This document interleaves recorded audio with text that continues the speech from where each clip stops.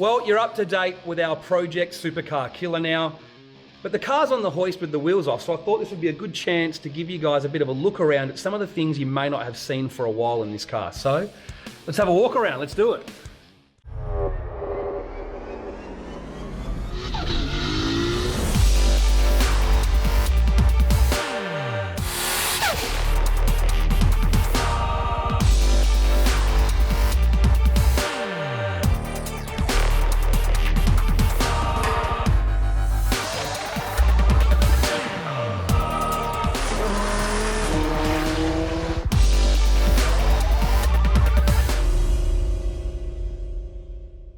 So everything in the engine bay has been covered by our last few videos. We did a complete video on the build of the 2.6. Our last video was massive, half an hour, ran through everything, and obviously the updates from today as well. So let's have a look at some other stuff you probably don't know about. We get asked a lot what intercooler we use.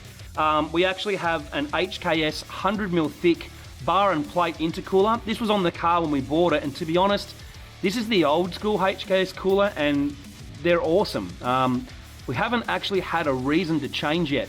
Obviously, at any time we could. We've been offered intercoolers from Hypertune, Plasmaman, or PWR, but we haven't changed because we simply haven't had to, because we would just be changing for the hell of it. Once we're at a point that we max out this intercooler, then we're looking at changing.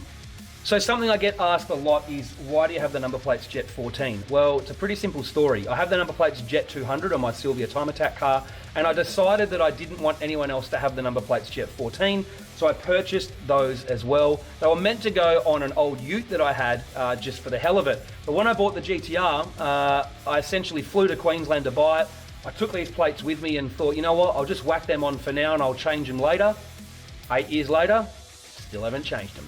So there's no weird reason for it, it's just they're the plates I had laying around, so I whacked them on. And I don't know, what do you think I should change them to? If you're still watching the update now, tell me in the comments what plates we put on. It's got to be Jet something. My luck is they won't be available, but the reason we have Jet plates on all of our cars is quite simply, my business is called Jet Multimedia. I'm ex-Air Force, and probably because of that.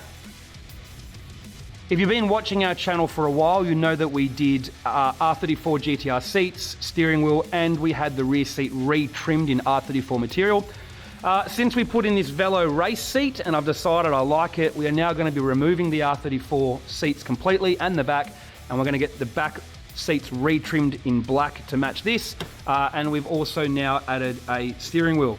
The great part is I had this steering wheel on Jet 200, so I was able to get a Boss kit, put on an adapter, and basically I can use Jet 200 steering wheel to make sure I'm comfortable with it before we change. We still use a dash mat that I've been having in the car for, geez, what, 8 years now. If you saw the feature on getting the car teched, you'll know that we have a full roll cage now, so we can go all the way down to $799 in the car.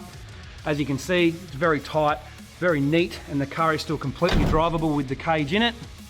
We have a full feature on that you can check out separately. All right, into the boot, or trunk for you Americans. In our last episode, you saw that we put a new surge tank in to suit the mechanical fuel pump. In an episode previously, we also showed that we put the battery in the boot. We have the bar work for the back of the roll cage and the parachute mount. One of my favorite things is this. Flip it up, and there is the hole right there for where we put the parachute in. So when we go to the track, we can slide that in, put a bolt in, connect the cable up, and done. Now, earlier this year, we did a feature on accumulators. I love these things. Why do I love them? Well, as you can see, we have oil pressure stored, so we can prime the engine, which means if the car's been sitting for a bit, you can prime oil through the entire engine before you start it up. And when we had a stock sump, stock pump, basically, well, as you know, stock bottom end, I think this thing helped keep it alive. All right, the joys of a hoist. Let's get it up so you guys can have a bit of a look underneath the car. Let's have a look at the suspension and brakes in our GT-R. If you remember, about 5 years ago, we totally overhauled the suspension in the car and we installed these Teen Super Street Coil Overs. In my opinion, I still think they're the best coilover I've ever driven in a GT-R. I know that's a big call, many will argue, but me personally, still my favorite coilover. Why? The car is perfectly daily drivable, even in Sydney roads. They are soft enough for drag racing, for enough weight transfer, but they're also adjustable and good enough that you can do a mountain run in them, and you can even do circuit work in them. As an all-round, street-driven GT-R, I think these are the ultimate coilover. If circuit's your thing, you'd go stiffer. If drag racing's just your thing, you'd probably go softer and go to a more drag-specific shock. But as an all-round GT-R, these are my favourite coilover. They've got the EDFC, the electronic controller, so you can adjust the damper rate on the fly. Love these things. I've been offered coilovers for this car many times, but I've never changed them because I love these. The other thing we did is when we did it, we replaced all of the bushes in this car with Super Pro urethane bushes, and we upgraded the sway bars to Super Pro sway bars, and we put Team caster rods in. I like to have a pillow ball style caster rod like this so you can adjust caster, and it also means good steering feel, as I don't want any sloppiness in the joint into the subframe. Upgraded sway bars, as you can see, stiffer setting at the front.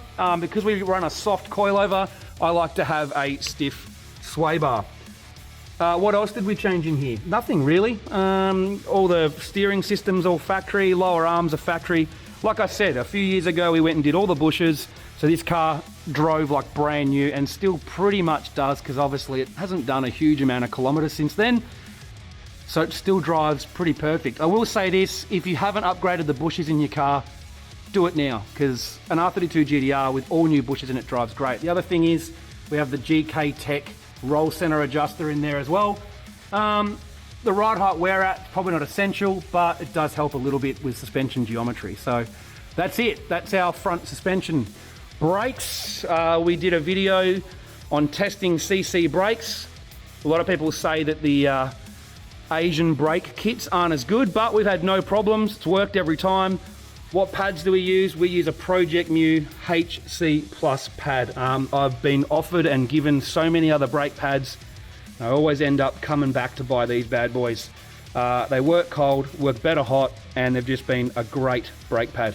These have been on the car for quite a few years now. I haven't even replaced the front rotors yet, so they've been great. Obviously, braided brake lines are essential as well. That's it for the front. Okay, the rear suspension, just like the front, we went and replaced all of the suspension bushes with Super Pro polyurethane bushes, obviously in the lower arm, the traction arm, but we instead replaced the camber arm with an adjustable one, hard race item. Why did we do that? Well, the factory camber bolt hasn't got enough adjustment, so we need an adjustable camber arm. So why we can actually get less negative camber. So we've actually only run negative 0.5. The reason we do that is when the car squats, we don't want to lose too much contact patch, because these things are shocking for camber change when they squat. You can see factory drive shafts. That's right, they've been factory, never changed them. What else? Super Pro adjustable rear sway bar. Like I said, we run a big, thick, stiff sway bar because we have soft suspension. I'd love to change the pickup points on these lower arms. I'd love to move the front one down and try and level this out for better squat characteristics, but at the moment it's still stock. We have R33 GT-R Brembo 2-piston calipers, been painted red, and these still have EBC yellow stuff pads in it, which the back doesn't do as much, so they've been fine. So the debate over whether to keep Hikers or ditch Hikers still rages on to this day. I find it very bizarre. I think it needs to be ditched. Four-wheel steer can work, but this car's, you know, they're 30 years old. It's 30-year-old technology, and it's too slow to react, and I think can be quite unpredictable. So if you want to go fast in a straight line, or you've got a lot of horsepower, you have to ditch this. So we run a Hikers lock bar, as you can see. We already talked about the diff. So the exhaust system on our car, custom 4-inch. We use AES mufflers, big one at the back, resonator here just before the diff. We find that this thing cruising around normally is nice and quiet, just a very nice note, but obviously it's loud when you get up it, and has no problem making horsepower. Don't bother with a 3.5-inch exhaust the moment you're going anything bigger than a GDX 35 and trying to run any decent power. You've really got to get a 4-inch on a GT-R. This is V-banded as well to make it easier to pull off for maintenance and things like that. Can't show you what we did here, but essentially we've added a speed sensor to the car because we need to be able to have parameters per gear, and we don't have an electronic input from that from factory with a GT-R, so we've had to make our own. Still using the PPG 6-speed sequential gearbox. When we built this, we did upgrade the transfer case slightly. It's still going strong, still good.